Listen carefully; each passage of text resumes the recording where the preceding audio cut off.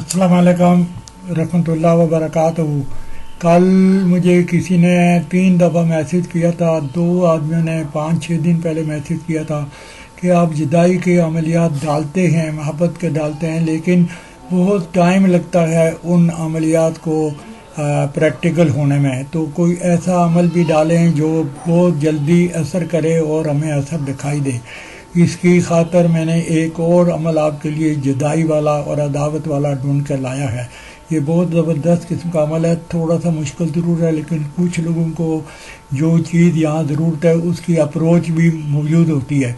तो ये उन लोगों के लिए है जो इसको कर सकते हैं। कुछ लोग ऐसे होते हैं जो जिनकी ज़रूरियात या जिनकी जो चीज़ तावीज़ मांग रहा है, अमल मांग रहा है, वो उसको पूरा नहीं कर सकते, तो उनके लिए नहीं है ये। तो उनके लिए और बहुत सारे अमलियात हैं वो कर सकते हैं, लेकिन ये बहुत जुदाई का और अदावत का फ़ौरन यानी एक दिन में इसका रिज़ल्ट सामने आ जाता है। तो उनके लिए मैं ये ढूंढ कर लाया हूँ। तरकीब इसकी ये है कि 2 ख़ानदान व अफराद के आपस में फूट डलवाने और उन्हें एक दूसरे से अलग करने के लिए चौरास्ते की मिट्टी, जहाँ 4 रास्ते एक दूसरे की तरफ निकल रहे हों, राइट लेफ़्ट ऊपर और नीचे, वहाँ से आप मिट्टी लेकर आएँ, कब्रिस्तान की मिट्टी लाएँ और जिन में जुदाई डालनी हो उनके पाँव की मिट्टी सबको आपस में जमा कर लें।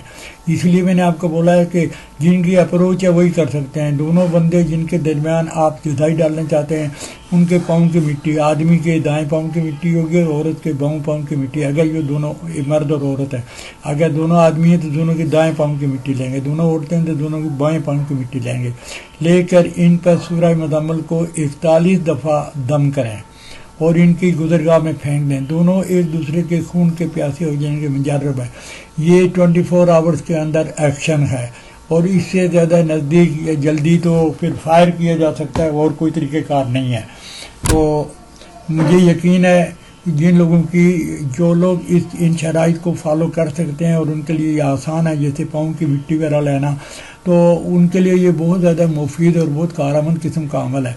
अगर आपके पास भी ये सहूलत मौजूद है तो आप इसको करके देखें, 2 बंदों के दरमियान जुदाई हो जाएगी। लेकिन ये याद रखने की बात है कि अगर आपने किसी पर नाजायज़ किया तो फिर आप पर भी कोई अटैक हो सकती है। ये याद रख कर ये अमल करें। ऐसा नहीं किसी भाई बहन, मियाँ बीवी या ऐसे जो आपस में रहने के हकदार हैं उनके ऊपर ये अमल नहीं करने का है। उन पर अमल करें जिन पर ये अमल लागू होता है, जिनके लिए करना ज़रूरी है।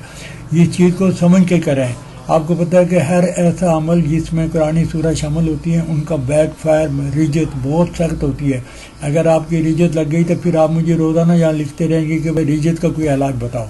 तो रिजत का इलाज के लिए काफ़ी दिन लग जाते हैं। तो अमल तो एक ही दिन में हो जाएगा, लेकिन रिजत ख़त्म करने के लिए हफ्तों के हफ्ते लग जाते हैं। और अगर नहीं ख़त्म हुई ना, फिर आपका कोई तावीज़, कोई बत्ती, कोई अमल, कोई चीज़ काम नहीं करेगी।